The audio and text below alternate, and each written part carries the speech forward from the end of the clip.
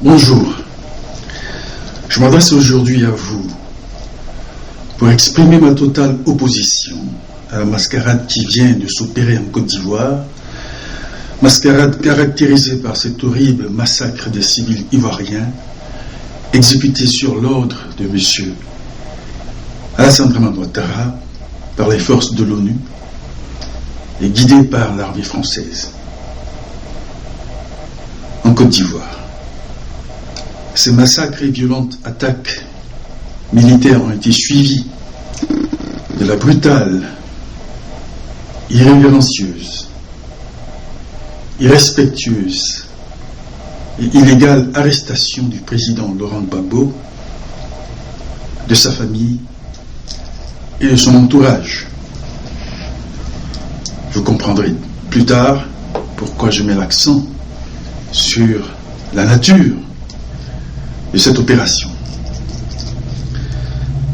Mais pour le moment, je condamne par ceci, et avec ma dernière énergie, M. Alassane Dramane Ouattara, les forces onusiennes, l'armée française et l'ensemble de l'état-major des armées nationales de la Côte d'Ivoire pour haute trahison et pour complicité avec les forces terroristes de M.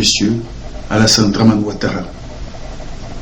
Pour le coup d'État commis le 11 avril 2010 contre le président Laurent Gbagbo, tout aussi bien que pour les violations des droits de l'homme et pour toutes les conséquences humanitaires inhérentes à ce coup.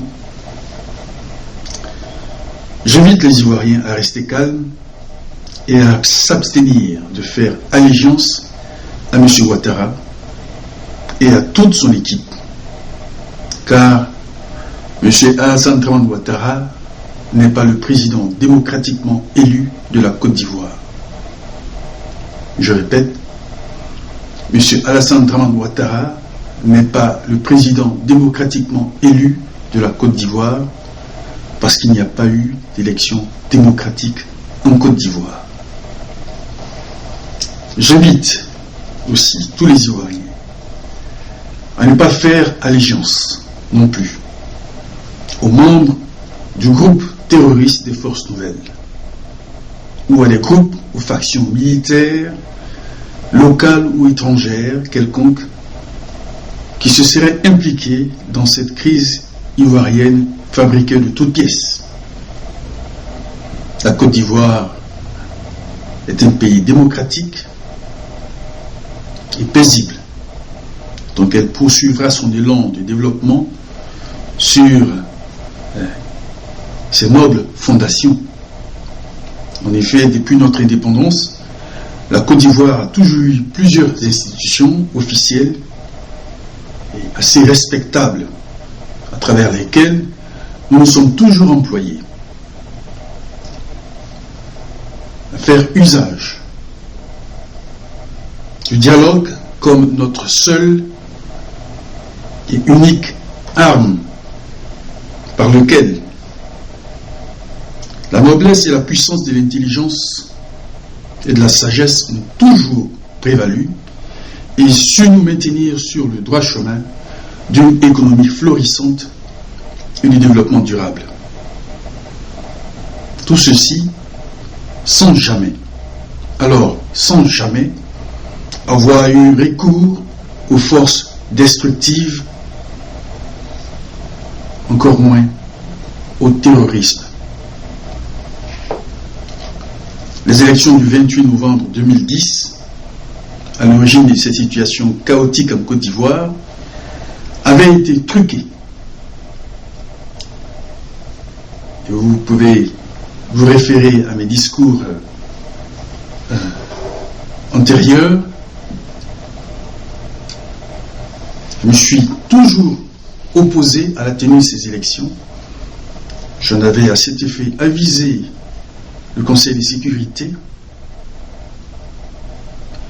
M. Ban Ki-moon, M. Sarkozy, M.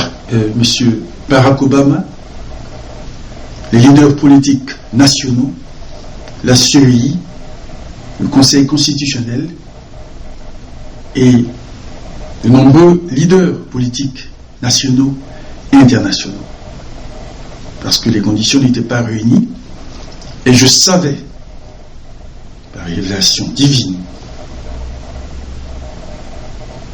par simple logique aussi, que nous en serions là aujourd'hui. Et c'est justement pour éviter ces crises humanitaires, tout ce chaos et les problèmes sécuritaires que nous avons maintenant, qui causeront beaucoup de dommages. C'était juste pour éviter tout cela que je voulais qu'on mette un frein à l'organisation de ces élections-là et qu'on répartit de bonnes bases. Mais ces élections ont été truquées, puis expressément instrumentalisées pour provoquer le désordre et un grand malaise social dans le pays, pour amorcer la destruction de la nation, afin de poser les prémices de l'arrestation du président Laurent Gbagbo, dans le but unique de justifier la nécessité des fonds d'urgence, d'aide aux problèmes humanitaires, frauduleusement inventés pour essayer de dissimuler la corruption légendaire qui accompagne toujours la mobilisation des capitaux et les transactions financières, constamment et insidieusement annoncées par la communauté internationale pour couvrir les frais de développement économique fictifs des pays africains. En un mot, on crée le désordre, on cause des problèmes humanitaires, on blâme quelqu'un, on positionne quelqu'un d'autre pour faire entrer de l'argent en guise d'aide, et cet argent retourne sous une autre forme dans les poches des autres, et l'Afrique demeure dans un état de décrépitude, de léthargie et de sous-développement. Si ce n'était pas le cas, depuis 50 ans, avec tout l'argent qu'on déverse après les crises, les pays africains seraient très développés du point de vue des infrastructures et de l'accroissement des capacités au moins. Et ce n'est pas le cas. La Côte d'Ivoire étant un pays très riche, il fallait tout faire pour la déstabiliser et pour lui imposer une forme de raquette. Et dans le cas de la Côte d'Ivoire, il fallait tout faire pour imposer un économiste aguerri,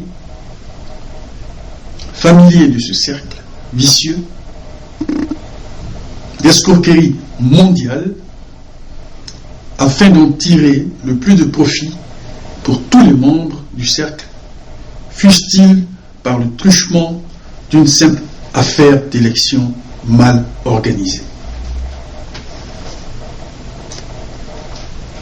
Ce n'est pas bien. Ça se découvre toujours. Et ça finit par éclabousser les leaders africains, qui lui, après se retrouve éjecté par son peuple, et c'est le cycle d'instabilité qui continue. Je voudrais faire une pause ici pour exhorter mes frères africains, les leaders africains, à ne pas tomber dans ce jeu. Car c'est comme ça qu'on devient les marionnettes, c'est comme ça qu'on devient des bourreaux de ses propres compatriotes. Lorsque vous acceptez de faire partie d'un cercle pareil, vous acceptez de prendre de l'argent de cette façon, eh bien votre vie est en danger. Et comme votre vie est en danger, vous êtes obligé de faire ce que le maître vous demande de faire. Et les résultats sur le terrain sont catastrophiques.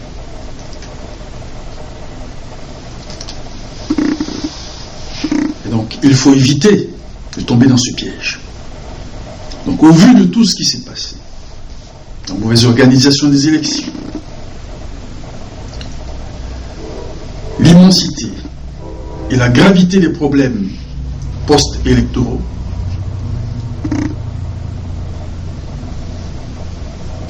je dénonce et je condamne fermement cette tricherie et je déclare ces élections nulles et de nul effet. Il est mieux de prévenir que de guérir. La Côte d'Ivoire peut se développer sans avoir à participer au pillage des ressources mondiales par un groupe de pays qui cultivent des intérêts et aspirent à l'exploitation malicieuse et dévastatrice des ressources des petits pays. Nous n'avons pas besoin de faire partie de ce groupe pour évoluer. Nous pouvons évoluer. Nous pouvons nous développer dans l'honnêteté aussi. Constatant l'absence du président de la République de Côte d'Ivoire, puisque il n'y a pas eu élection démocratique, on avait un président, donc il était le président de la République de Côte d'Ivoire, jusqu'à nouvel ordre. Il faut respecter les institutions.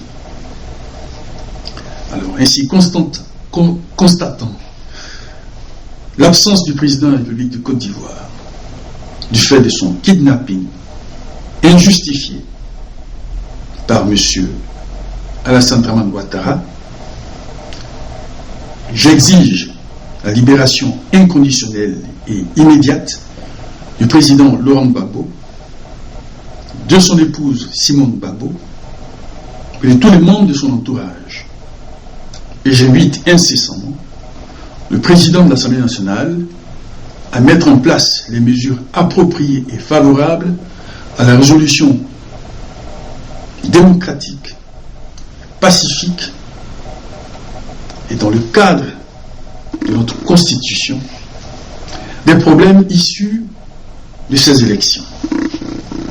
L'Assemblée nationale traitera aussi des problèmes de fond afin de régler les problèmes posés depuis 2002 afin que ces problèmes aient des solutions définitives et que ces solutions puissent être apportées de façon impartiale par les représentants du peuple. Car il serait trop facile et malheureux de voir un autre groupe de rebelles venir s'installer pour enlever M. Alassane Dramane Ouattara, son successeur et son successeur et l'autre successeur, pour faire des coups d'État. On peut se trouver toutes sortes d'excuses, puisque l'avènement des forces nouvelles a démontré que les coups d'État ne réussissent pas aussi en Côte d'Ivoire. Il est mieux de se fier au texte de la loi fondamentale du pays qui prescrivent qu'en cas d'absence du président de la République, l'Assemblée nationale, à travers son président, prend les rênes de l'exécutif pour organiser de nouvelles élections.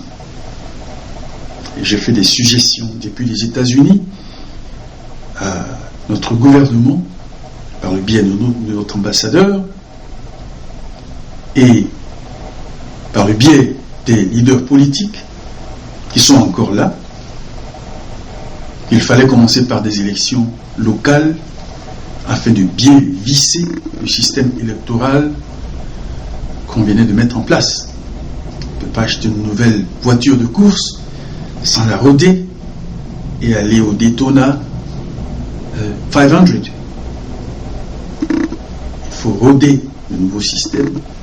Et pour le faire, eh bien, commençons par des modèles afin de pouvoir valider, trouver un mécanisme de validation des résultats issus du nouveau système électoral. C'est plus sage, c'est moins coûteux, et puis beaucoup plus avantageux. Car en Côte d'Ivoire, nous avons pour tradition, alors cela depuis longtemps, nous avons pour tradition de faire usage du dialogue et de la sagesse en toutes choses. Cela par souci de garantir la stabilité du pays. Il faut retourner à la case départ pour dialoguer. Il n'y a pas besoin de faire pleuvoir des bombes et des obus sur les maisons des uns des autres, c'est détruire avant de s'asseoir pour parler. Nous avons cette aptitude humaine de pouvoir régler les problèmes, et la Côte d'Ivoire, à travers le président Feu Félix Houphouët-Boigny, a démontré qu'il était possible. Donc, dans le monde entier, la Côte d'Ivoire a une place exceptionnelle, et il nous incombe, en tant qu'Ivoiriens, héritiers de ce grand homme, de veiller à la préservation de ce joyau, qui est la paix à travers le dialogue, le respect mutuel, la solidarité, la recherche de la cohésion mondiale. L'Assemblée nationale de Côte d'Ivoire a toutes les capacités constitutionnelles et tous les droits de suppléer à l'exécutif ivoirien et de régler tous les problèmes du pays par le dialogue et avec sagesse. J'exhorte donc par ceci l'Assemblée nationale de la Côte d'Ivoire à se mettre immédiatement au travail à cet effet. Je voudrais pour finir dire que, toujours dans le souci du respect de nos constitutions, Madame Simone Gbagbo est une parlementaire, agrégée aussi d'université. Donc ce n'est pas une personne de la rue. Elle est aussi première dame. Alors, une telle personne a les humilités. L'humilité parlementaire. Un parlementaire, ça ne s'arrête pas n'importe comment, et encore moins dans son pays.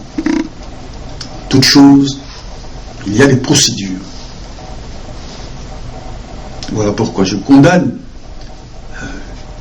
le raid qui a été fait sur la résidence du président de la République, car ça n'était pas nécessaire. Nous sommes à un âge moderne où nous pouvons cibler et utiliser des stratégies beaucoup moins destructives pour arriver à délocaliser des personnes si on le veut vraiment. Monsieur le Président de la République aussi, Monsieur Laurent Gbagbo, est un docteur en sciences. Et donc c'est un intellectuel aguerri. Ce n'est pas un homme de la rue. Il est aussi le grand maître de l'ordre national de la Côte d'Ivoire, Grande Croix, en vertu de son élection à la magistrature suprême. Donc il bénéficie de toutes les prérogatives et de l'humilité, et une telle personne mérite, qu'on le veuille ou pas, la protection de l'État de Côte d'Ivoire. Une personne comme ça ne s'arrête pas. Le président Ouad vient en Côte d'Ivoire et commet des gaffes, même s'il n'est plus président au Sénégal, mais parce qu'il est grand croix en Côte d'Ivoire, on ne l'arrêtera pas n'importe comment. Il faut respecter le sens de l'honneur et des distinctions nationales qui sont octroyées aux personnes, aux Ivoiriens, aux étrangers. Donc je voudrais ici réitérer l'importance de la relaxe de M. Laurent Gbagbo et de Mme Simone Gbagbo, tout aussi bien que les membres de son entourage. Ça n'est pas nécessaire. Il faut des assignations en justice si besoin est. Je voudrais finir par dire qu'il est du devoir de la grande chancellerie nationale de veiller à ce que tout le sens soit donné à l'honneur. Et j'y tiens, car les médailles de distinction qu'on donne sont les gages d'honneur aussi, qui amènent les Ivoiriens, les citoyens, à adopter une attitude exemplaire. Il faut qu'on ait envie de recevoir ces médailles. Donc il faut qu'on ait envie de représenter notre pays, de faire quelque chose de bien pour notre pays. Et c'est en cela que nous répondons à la question de Kennedy quand il dit « Ne demandez pas ce que votre pays peut faire pour vous, mais demandez-vous ce que vous pouvez faire pour votre pays. » Et ce que nous recevons comme récompense, eh bien, c'est les applaudissements du grand chancelier qui représente ici l'honorabilité sublime, extrême de la nation ivoirienne. Et quand quelqu'un a cette honorabilité, eh bien, ça doit être suivi de faits. Il ne faut pas compliquer les choses, il faut respecter les normes de la démocratie et respecter les valeurs et les honneurs qui nous sont octroyés.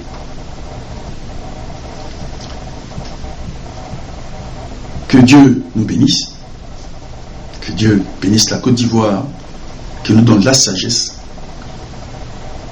et l'intelligence nécessaire pour toujours rechercher la paix avec la paix, par le truchement du dialogue. Nous sommes capables de le faire, mais nous devons le faire selon les procédures. La Bible, et je parie que le Coran aussi, nous prescrit des procédures. En toute chose, il faut respecter la procédure. Je vous remercie.